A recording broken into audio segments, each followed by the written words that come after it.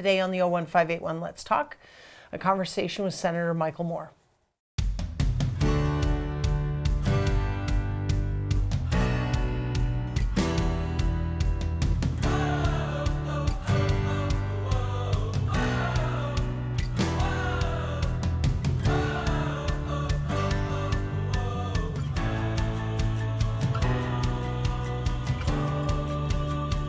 Hi, and welcome to this episode of the 01581 Let's Talk. I'm Shelby Marshall, proudly serving as one of your 5 select board members. I host this show for the purpose of connecting you, our viewers, with people you need to know and things you need to know about that affect the town here in Westborough, but also broader throughout our Commonwealth.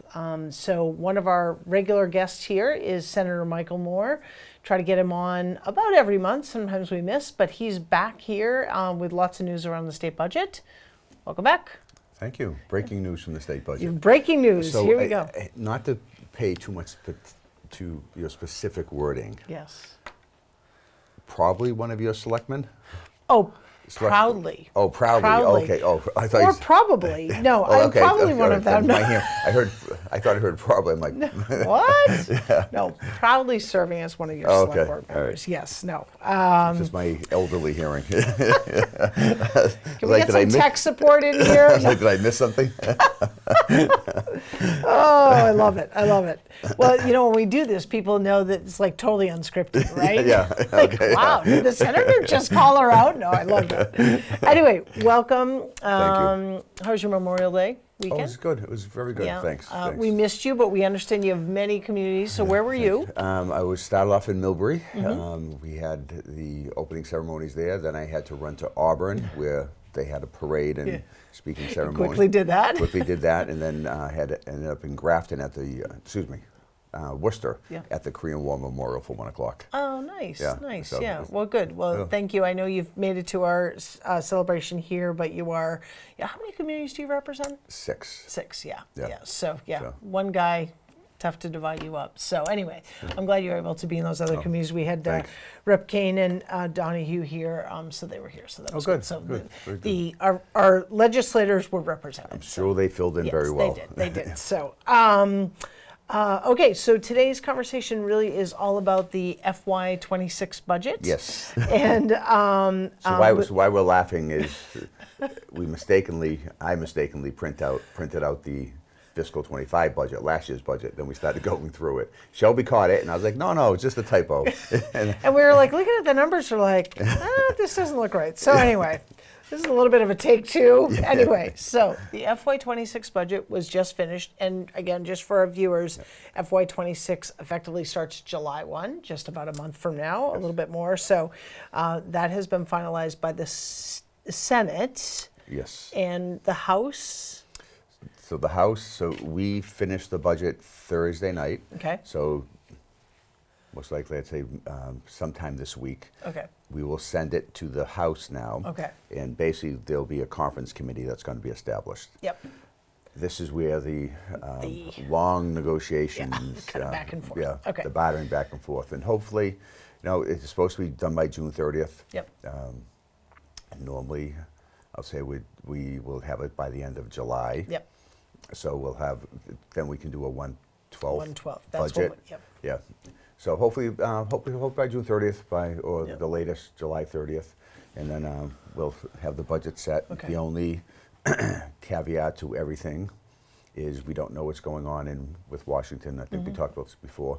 They have that continuing resolution, which the House did pass. It's gone to the Senate.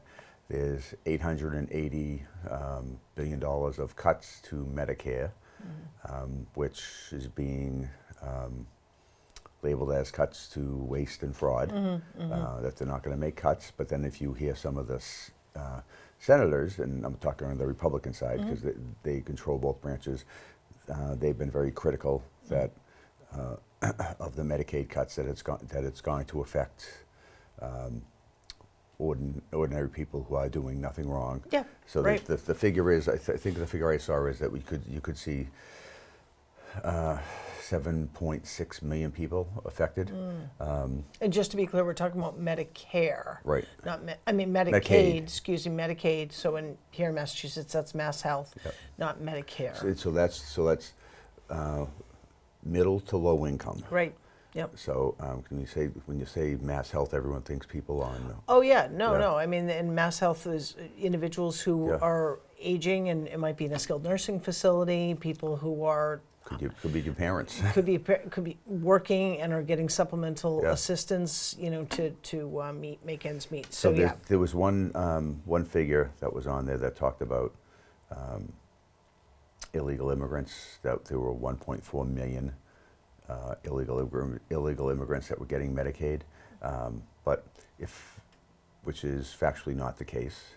If you go to it's a website called factcheck.org, I believe it is, and they do all this. When you see like fact checking speeches and all that, right on there, they're saying that is not a fact. Okay. So. But even with that, that would still leave 6.2 million Americans that would have to endure some sort of cut to their Medicaid. Yeah. So now Well, we're just going to they're see. talking about work requirements, Yes. and I was listening to NPR last week, and so we'll have to watch that. I know Yeah. you'll give us an update, or our representatives will. The same, So the whole yeah. genesis of bringing that up was the fact that even when we approve the budget, if the Senate approves the House budget with those cuts, we will not feel them until the fall. So whatever is passed by the legislature and signed by the governor, when the federal budget gets resolved, depending on whether these cuts are there or not, the governor may have to go back. Pretty sure she's going to have to go back, and they're going to have to make 9 C cuts to adjust the budget. Yep. Okay. Well, let's go with, I guess, what's current and where we're at. So the Senate approved a $61.4 billion state budget for FY26, adopted over 493 amendments, adding a total of $81.1 million in spending. However, I think it's important to note that the Senate budget neither raises taxes nor spends dollars from the state stabilization fund, known as the rainy day fund. So, which stands at a record high of $8.1 billion. right. Which, who knows whether or not we're going to need that. So, let's dive into the details of some of the things that were in this budget. Maybe some of the things that you're regionally that we're particularly interested in. So, at a regional level. What were some of the impacts? Well, we were able to get $500,000, $500,000 of Veterans Inc. Yep. They're when I say regional, all of New England. They provide services for veterans who are experiencing homelessness, substance abuse, job training. So we were able to get them $500,000. For anyone who's been following the stories regarding PFAS and how that's a carcinogen, and unbeknownst to many, the turnout gear, which is the equipment they wear when they're going into to extinguish the fires, contains this chemical which causes cancer. So we were able to get $250,000 for this was already a pre-existing program, but had been cut coming from the House to us. Yep. So we were able to get the funding back up to $250,000 for early screening. Yep. And it's a municipal grant program to help cities and towns pay for the screening, so that anyone who should develop or have signs of cancer, they're caught early. Yep. We got $250,000 for the Ecotarium in Worcester. Another $90,000 for the Ecotarium. They do STEM education programs for kids after school. $80,000 for the Worcester Regional Chamber of Commerce, and that's a regional program that they're going to start with. Their affiliates with the Auburn Chamber and the Blackstone Valley Chamber.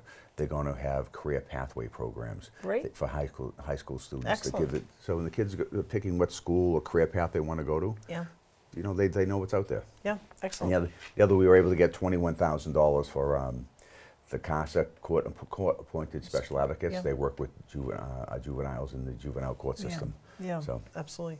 Small. And then $35,000 for the Westborough Fire Department Yep. for emergency medical equipment. Yep. and safety, yeah. The philanthropy in what my sorority in college was CASA. Oh, really? Oh, Yeah, nice. yeah, really interesting kind of Yeah. experience. Okay, so let's transition to fair share. So the fair share is the infamous kind of millionaire's tax. Yes. And when that legislation was created, the funds were to be, as I recall, to specifically allocated to 3 different areas: education, transportation, or just 2? 2. Okay, see, I was off. Okay, Good yep. thing you have to keep me straight here. All right, education and transportation. And so now that those funds are accruing, and now they can be allocated for spending. So let's talk a little bit about, so it looks like in anticipation, we touched on this, in anticipation of potential federal actions, the Senate FY26 budget moves $165 million of surtax revenues into the Education and Transportation Reserve Fund. Correct. So that kind of just sits there And just so Yeah. what we did with that reserve fund, that was created because there were many who were hesitant about this fund and concerns that the money would be diverted from its purpose to other state programs. So the trust fund was established so that there could be accurate record keeping Got for it. transparency to make sure money was only being spent on the appropriate intended, yeah. use. Okay, great. And so some of the investments, why don't you just run through some that you want to highlight here? Oh, well, there's a lot. There's a lot. I mean, there's lot. like, just so folks know, there's about like 20 bullets here. For for education, we have $325 million for the Commonwealth Care for children. These are C3 grants. Now, what's important to mention about that is the C3 grants really became a strong entrenched program in early education during the pandemic. And Massachusetts is now, and was getting some federal assistance with that. Massachusetts is one of the few states that has now continued to provide the support with state dollars. We also have $265 million going to the Student Opportunity Act. We have $170 million going for the universal free school meals. Yep. That's also another program that took hold during the pandemic, and we're going to continue to provide. Yep. It's been made Yeah, permanent. kids shouldn't be hungry in school. Yeah, I mean, once the child is going to school in Yep. the municipality's care and custody, Yep. I mean, Right. we should have an obligation to feed them. Yeah. Then we have another $120 million to a program that you've talked about Yeah, the several times. Universal Free Community College. I mean, what a great opportunity for our growing youth to experience college without debt. Yeah. And I love that this includes a non-credit tuition funding for those seeking to become emergency medical technicians and paramedics. Yeah. So that's Yep. great. We had $14 million going to State University spreading urgent community college equity through Student Service Success Program. Another $10 million for Commonwealth Preschool Partnership, matching $17 million of general revenue for a total of $27 million. $20 million for early literacy initiatives and programs, and $5 million for school-based mental health and wraparound services. Right. So that was for the education. Yep. I don't know, transportation. Yeah, if and you the wanna run through. transportation, yes. So again, that being the other leg of the stool, so looks like there's $120 million for the Regional Transit Authority, and I call that out because just recently at our select board meeting, we heard from our senior services director and the WRTA, and we're transitioning effective July 1 here in Westborough to Okay. use that regional on-demand service Good, okay. to expand coverage, primarily because our senior services senior center buses, we still own them. We have 3 buses, but those are primarily used for kind of around town, like immediate area. Trips to the senior center, some shopping trips, local medical appointments. Getting folks from Westborough to Southborough or Okay. to Worcester was really required volunteer individual drivers, quite a bit of liability on the part of the driver and the town and so on and Right. so forth, and also not predictable, right? Best intentions, volunteers Yep. are like, I can't do it or what have you. So this will greatly expand that access, good. not only for seniors, but individuals who are disabled. We'll still have the senior center buses, so we'll be able to use those for special events. Okay.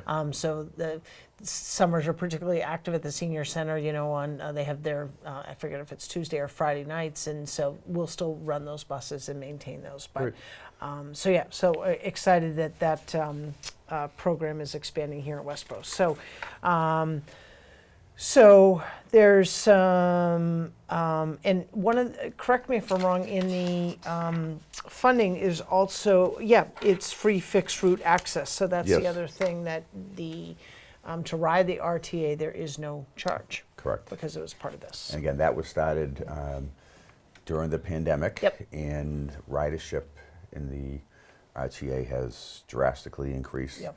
I think it's back to pre-pandemic levels. Yeah. But this free fare program, Boston had a pilot going. They were utilizing it. Yep. It's really been successful. Yep. So Yeah. we're trying to, Good. Yeah, you're trying to, the other thing, for viewers are wondering, so VIA will continue to exist, the VIA transit system will continue to operate here in Westborough. We haven't heard any changes that would impact that, but we're adding the RTA. The one thing, just Senator, for you to keep in mind is, and we're fortunate because even though Southborough is technically part of the MRTA, like it's in a different region. Oh, a MART, okay. The WRTA is going to be able to service Westborough residents there. Oh, okay. So there was some agreement made, but we really need to think about how do we I think it's getting better in my years on the board and involvement with CMRCP, which is the Central Massachusetts Regional Planning Authority. Very good. Oh yeah, I know, it's like all these acronyms. But we've got to break down those regional barriers because, as individuals, we don't see, like if my doctor's in Framingham, my doctor's just in Framingham. Yeah, And so to be able to go, I can get you to this point, but I can't get you back, or so we've got to, there are opportunities, I think, to figure out how do we kind of break down those, I'm going to call them institutional barriers for practical kind of consumer and Because right now, use. the only thing that you would have that would cross counties would be the MBTA, the commuter rail. Right. But you're right, if Worcester and Southern Worcester County, you've got the RTA, and then you've got MART, which is Northern Worcester County, then Framingham has their own RTA system. Yeah. And I know they're working on it, like organizations like the Metro West 495 Partnership are advocating, continuing to have those conversations. Okay. I know that CMRCP, from, again, conversations I've had, are well aware of it, but it's not practical that someone who is, particularly someone who's elderly, is going to get the WRTA, go to the T station, get on the T, go to Framingham, arrange for a ride. I mean, it's not practical, So anyway, there's always something to work on. But there is. So just awareness there. Okay, so just kind of backing away from the fair share funding. So in general, just kind of let's pivot to education in the budget. So it looks like there's investment across the board as it relates to education. So there's a heavy investment, 1.7 billion in early education, which protects programming, and also is a component of which also is funding for those programs and rate increases for those early education providers, which is so important. You can't have programs unless we're paying people like a fair wage. Anything else you want to call out there? We fund 20 million for the Head Start programs, 517 million for income eligible childcare, and then 448 million for the Department of Children and Families for their family eligibility subsidized care, and then another 475 million for C3 operational grants, which we've talked about. And the other thing, in general, the total amount of money the state is allocating for the Chapter 70. So that's the formula-based funding that we send back to the cities and towns. We're sending back 7.3 billion. which is an increase of $460 million over last fiscal year, so the current year we're in. And for the minimum per pupil, it's $150, which It was 104 a couple years ago, 110. So what I was going to say, I can remember 3 or 4 years ago, I had communities like $75. 70, yeah, absolutely. And we've almost we doubled were trying it. to get to 100, Yep. and now we're at 150. So that's a big. And that's big regardless jump. of community. That's across. Correct. That's every. So That's every- Westborough, yep. Lowell, New Bedford, Yes. Boston, whatever. Yep. Yep. Okay. Got it.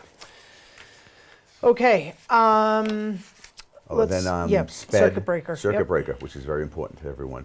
$492 million was appropriated for that, which is roughly a 75% reimbursement. Yep. So we matched the reimbursement that would So for every required. dollar, Right. 75. Yeah, it's 75 cents. Okay. I don't know, does Westborough really deal with charter schools? No. Yeah. Does Not 100 yet. Not yet. Thankfully, or I'll reserve my opinion.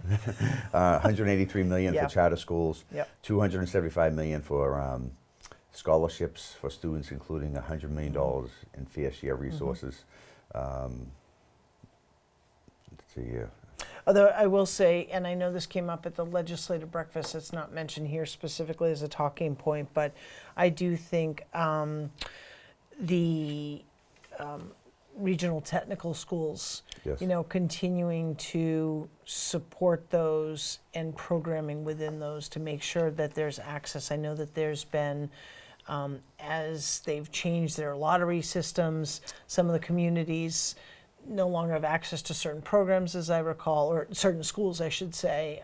So I think continuing to support those is an important part of fueling our economy, Right. creating opportunities for students, and so whether those programs are in traditional high schools or in regional programs, I think we just need to continue to. So that's been a big issue the last couple of years as far as the lottery system.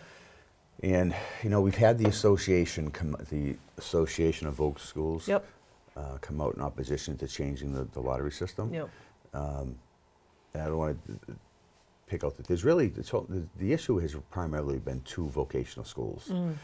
Yet the push was to change the entire system. Yep.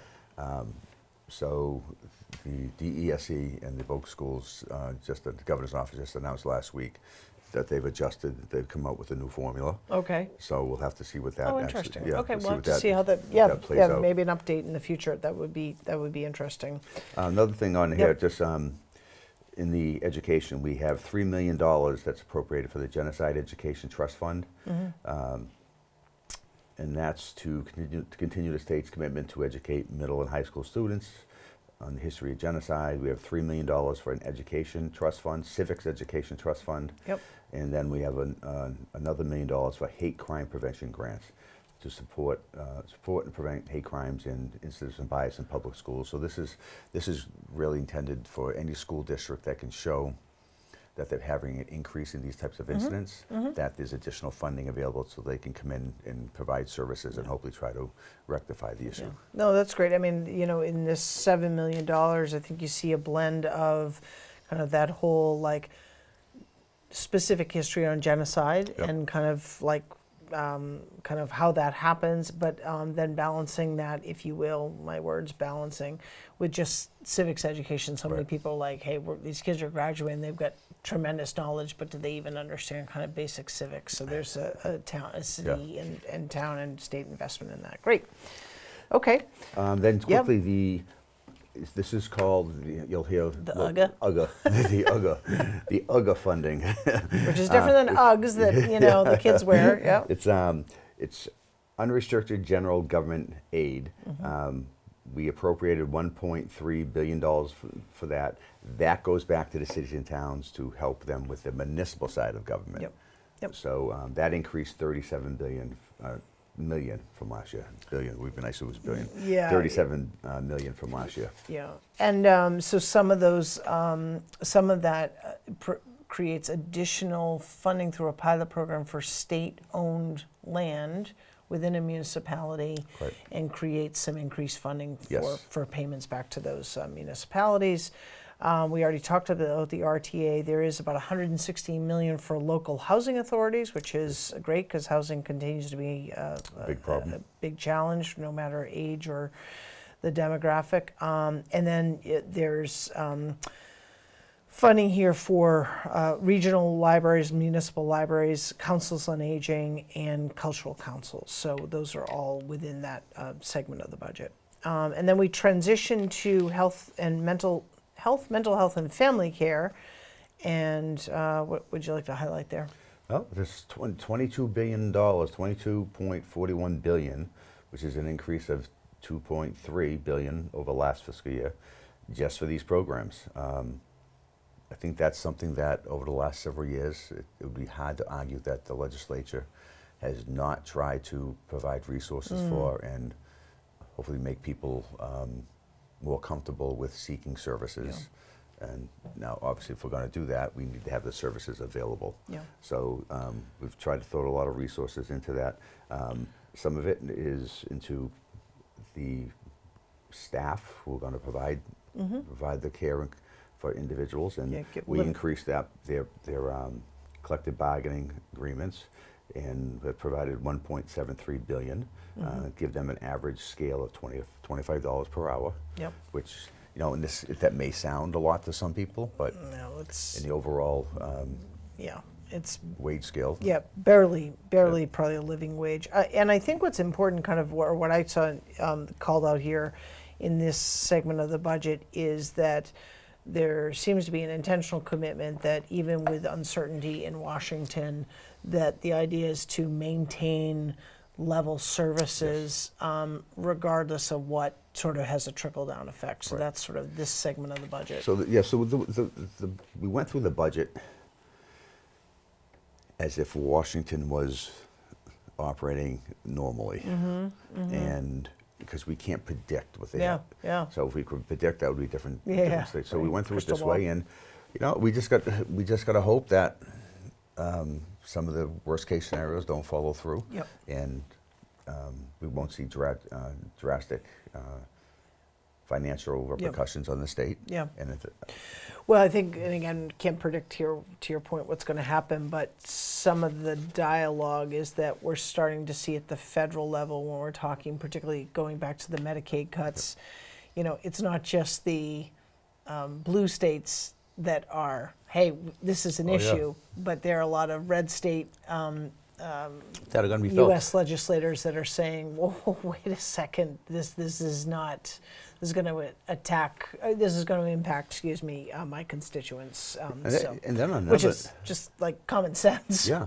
and some of these, I think it's Kentucky, their budget is 50 state revenue, 50 federal. Yeah. So a state with that 50-50 split, how does a state like Kentucky fare? Yeah. Louisiana, the Speaker, Mike Johnson's home state. There's going to be hundreds of thousands of people there impacted. Right. And we're not just talking about healthcare. I mean, we're talking about like all various supports that. And the other thing away from this is and I don't want it to sound partisan, but it's going to. Yep. When you have Democrats in office, there's always the drumbeat of deficit reduction. We're bankrupting the country or the future for our kids. Well, coming from U.S. Senator Johnson, the package, if passed in Washington, on the low end, is going to increase the deficit by $3.8 trillion. On the higher end, I think it could be up to $7 trillion. We're currently at $31 to $32 trillion deficit. I think he said in 10 years, if after the rollout of this, you could see the deficit increase to $52 trillion. So, you know, even as far as that goes, you know, look, you got to control the deficit. I think everyone agrees on that. Well, but I guess, I guess it's all relative. Yeah, but I guess it's kind of, you know, if that's your, you know, everyone always criticizes elected officials for not following through what they say. Yeah. So, they're following through. They're following through, but they're not following through because their ultimate goal was, you know, to bring back fiscal responsibility. Yeah. And no matter what happens with you, if you agree with the budget or don't agree with the tax cuts that they're posing and all that, $52 trillion is a little outrageous. Yeah. Yeah. I mean, so. Right, right. It's what's your lens of fiscal responsibility? Like the kick the can down the road doesn't apply? I don't know. Yeah. So, Or it only applies when the other party's in charge. right, exactly. So. Yeah. We need to work together. There's no question about that. Yeah. So just kind of back into the mental health and healthcare. So there's funding for nursing facility Medicaid reimbursement, which is so important for our elders and those who are disabled who are in those facilities, and which includes $112 million in additional base rate payments to maintain competitive wages for the workforce. So it serves no purpose to have a building if you don't have qualified staff to be there. And I Right. know many of our viewers are impacted by that, so wanted to call that out. And then there's almost $40 million for early intervention services. There's $14 million for suicide prevention and intervention, which and some other dollar amounts there that fully protects and funds 988, which is the 24/7 suicide and crisis lifeline. Anything else you want to call out? Well, the Meals on Wheels, Yep. So important. 12.7 million for Meals on Wheels programs for seniors. Social emotional learning grants for K to 12, about 6 million there. There's actually 5.5 million for the children advocacy centers, and they're throughout Massachusetts. And originally, before we had the unified line item for that, each region had their own separate one. Then Okay. I used to carry a lot of the earmarks, trying to get that program Yep. sustained in Worcester. It works between UMass Medical and the DA's office. These are for kids that have been abused in some way. Yeah, Yep. and I never knew it, but again, it's been several years now. But Worcester County had one of the highest rates of abuse, and it was actually kind of sad. Yeah. Yeah. So then we have 2.5 million for veterans with mental health and behavioral services through the home-based program, and then we have 2 million for grants for improvement to reproductive health and infrastructure. Right. All right, well, as we wrap up our time, let's skip down to kind of housing. The budget has some investments, almost 1.2 billion in housing initiatives that focus on housing stability, residential assistance, emergency shelter, and homelessness. There's some benefit, about 116 million for local housing authorities. The home base, that is veteran aligned, right? All right, so about 57.3 million for home-based program. 27.7 for emergency assistance shelter, and various other line items for homeless youth, support services and rehousing for LGBTQ youth, Yep. and just various alternative housing voucher program providing rental assistance. So again, I think all you guys have hit on the major points of that everyone is talking about on a regular basis, except for maybe the cost of eggs. Which doesn't seem to bother anyone anymore. Yeah, with the right, tariffs exactly. going in. I do have a question though. I want to know about the pin. Oh, okay. So like it. Oh, thank you. So It's an eagle. It's an eagle. So basically, I'm the Senate sponsor of a bill to ban rodenticides. It's an anticoagulant, and the anticoagulant is used as a pesticide for rodents. Now, with the anticoagulant, the problem is it's highly effective, but when the animal consumes it, it does not die immediately. So it then Meaning, leaves. so the mice or the rat, The mice or the rat can consume or whatever. it. Right, consume it, then they leave. Yep. We've had eagles, we've had hawks, we've had pets that then consume the body or Yep. the animal, Yep. and then the pesticide is then transferred from that animal to the prey or the predator. Right, because you've got the visual is the little mouse ate the poison, Yep. and then it's scurrying around doing its thing, and then the hawk says, "Oh, there's my dinner. It's alive. I'm going to go Correct. eat it." And that anticoagulant is still in that system. It gets into the larger. And so then you have two of those animals dying, or even worst case for those with cats. Yep. You know, if people Yeah. see the cat Yeah. that proudly brings Yeah. the mouse. That Yeah, it has takes a caught. bite of it. Right, Yep, and then yep, now. yeah. Or, then that or if affected you're pets. my dogs that finds. Or a dog. Yeah, right. Yeah, actually say that. Yeah. Yeah. So, Although- the second generation. It's a second generation form of pesticide. So we are now trying to get it banned on a statewide basis. There are multiple communities right now that are doing it through town meetings and local ordinances. So we hope that that's going to, as that gains steam, that's going to help give us more justification to make it a statewide ban on it. I know there's some residents here in Westborough that are interested. They just contacted me before Memorial Day weekend. So we actually had a, working with the Animal Defense League fund and the Humane Society, we actually had a community event in the Forbes Center about 2 weeks ago. Oh, okay, maybe they were, that might okay, be- I wasn't aware of that. There you Okay. go.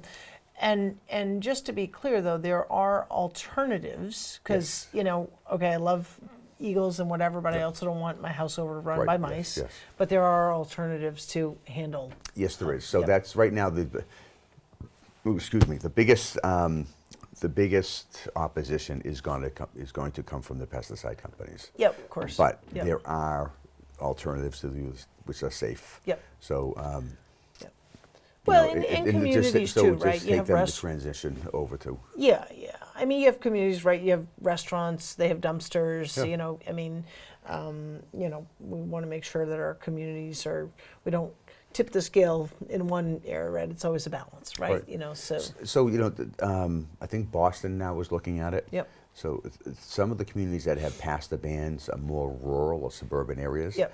But we are seeing more urban areas looking at it now, Okay. just for that. So you're saying, you have restaurants, the alleys. Yeah. And Yeah. so these pesticides are being used, and they're affecting people's pets or other animals. And Yeah.